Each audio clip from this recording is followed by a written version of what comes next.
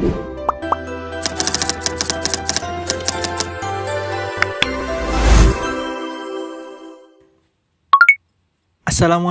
warahmatullahi wabarakatuh. Shalom, Om Swastiastu, Namo Buddhaya, salam kebajikan.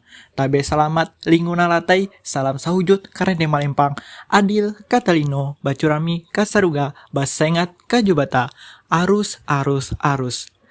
Saya Muhammad Gozi Anwar atau biasa dipanggil dengan Gozi, berasal dari jurusan Ilmu Administrasi Negara, Fakultas Ilmu Sosial dan Ilmu Politik Universitas Palangkaraya. Sebelumnya saya ucapkan terima kasih kepada Ibu Fitriana Selvia SIKOM MPA selaku dosen mata kuliah Komunikasi Publik. Negara Indonesia merupakan negara yang menerapkan asas demokrasi sebagai paham yang diterapkan dalam pemerintahan ini. Demokrasi yang memiliki arti pemilihan umum yang diserahkan sepenuhnya kepada masyarakat.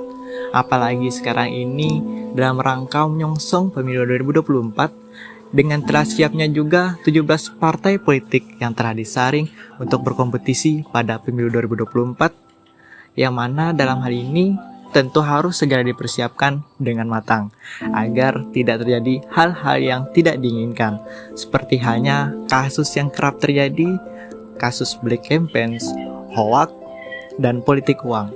Karena berbagai kasus ini sering menjadi benalu yang sering terjadi berulang kali di setiap periode pemilihan umum berlangsung, maka sudah seharusnya negara ini bisa mampu mengatasi masalah ini. Salah satunya kasus politik uang, karena politik uang merupakan salah satu pelanggaran pemilu yang paling banyak terjadi di Indonesia.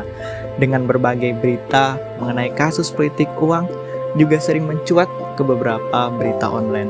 Salah satunya yang dilansir oleh berita artikel dari Kompas yang membicarakan tentang kasus suap Bupati Bogor Ade Yasin, noda politik dinasti, dan kaderisasi parpol. Dari berita ini dapat dikatakan bahwasanya isu politik uang masih menjadi permasalahan akut bagi bangsa ini, yang tentu akan berdampak pada krisis demokrasi di Indonesia. Apalagi kita ambil tolak ukur dari pemilihan umum pada tahun 2019. Dapat dikatakan politik uang merupakan salah satu pelanggaran pidana yang paling banyak terjadi.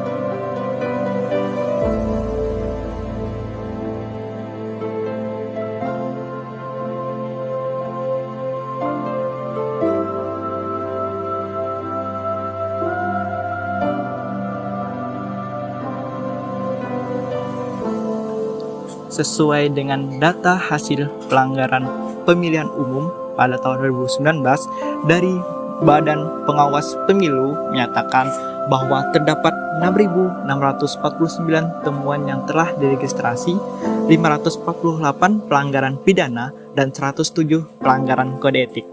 Tidak hanya itu, jumlah pemilu yang terlibat politik uang dalam pemilihan umum 2019 tergolong sangat tinggi menurut standar internasional yang kisaran 19,4% hingga 33,1%, atau Indonesia dapat dikatakan sebagai negara dengan urutan nomor ketiga di dunia dalam permasalahan politik uang.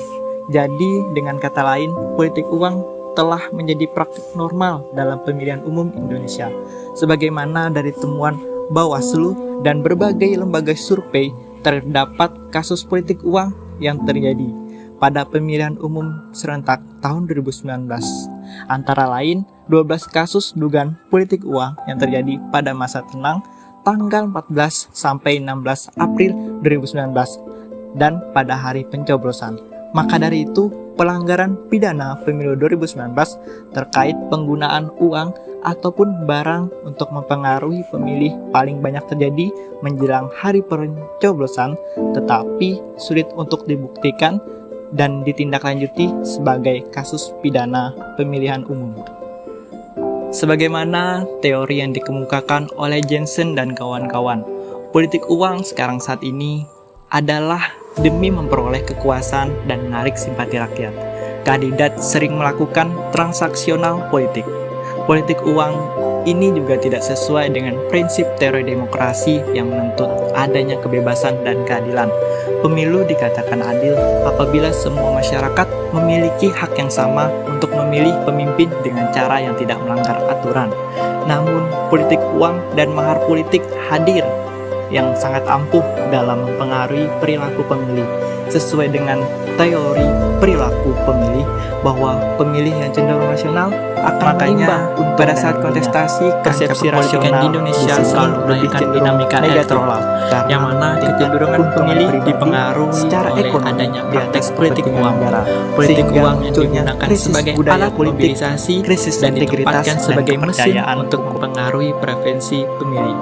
Politik uang ini juga bukan hanya bekerja apabila ditunjukkan kepada masyarakat yang berekonomi lemah, tapi juga pada yang berekonomi kuat. Praktek politik uang masif dengan berbagai modus operan seperti pemberian uang secara langsung, baik secara personal maupun secara kelompok, pemberian sembako, dan lain-lain. Selain itu, praktik politik uang yang cukup masif juga berbentuk berupa janji-janji politik. Di daerah atau wilayah tertentu, keberadaan praktek politik uang menjadi faktor utama dalam menentukan pilihan politik masyarakat. Hal ini menjelaskan bahwa keberadaan uang dalam pesta demokrasi memberi sumbangsih untuk menjadikan kandidat sebagai pemenang kontestasi. Politik uang juga dijadikan sebagai medium atau alat untuk memenangkan pertarungan dalam kontestasi arena demokrasi. Dari hal tersebut, dapat tergambar dengan jelas bahwa faktor politik uang, sosiologis, psikologis, dan pemilihan rasional masing-masing berpengaruh terhadap masyarakat untuk menentukan pilihan perilaku politiknya. Perpaduan ketiga faktor tersebut mendorong masyarakat untuk menentukan pilihannya. Keberadaan faktor politik uang dan faktor-faktor sosiologis, psikologis, pemilihan rasional dalam mempengaruhi perilaku pemilih masyarakat pada pemilihan umum. Tidak hanya pemberian uang, barang, dan janji-janji politik sebagai imbalan. Hal ini berpengaruh juga terhadap tingkah laku masyarakat dalam mempengaruhi hak pilihnya. Mendukung dari pernyataan ini, seperti yang dijelaskan oleh ilmuwan politik Nasmacher, bahwa uang memperkuat pengaruh politik bagi mereka yang memilikinya, atau mereka yang memiliki kewenangan dalam mendistribusikannya. Dengan logika ini, maka uang dapat dijadikan sebagai sumber daya politik yang ditempatkan alat mobilisasi dalam mempengaruhi masyarakat untuk memperoleh kekuasaan. Praktek politik uang memotret di mana terdapat kecenderungan pengaruh uang dalam pesta demokrasi dan cukup menjelaskan korelasi atau hubungan politik uang terhadap preferensi memilih. Kekuatan uang merupakan sumber daya yang mampu mengendalikan sumber daya lainnya. Meskipun dalam hal ini tidak semua pemilih terpengaruh oleh praktik jauh dari asas yang namanya demokratis. Dalam pesta demokrasi, keberadaan politik uang tidak dapat dipisahkan dengan uang. Hal itu juga dijelaskan oleh Pollock bahwa relasi antara uang dan politik akan terus menjadi persoalan besar dalam demokrasi dan pemerintahan.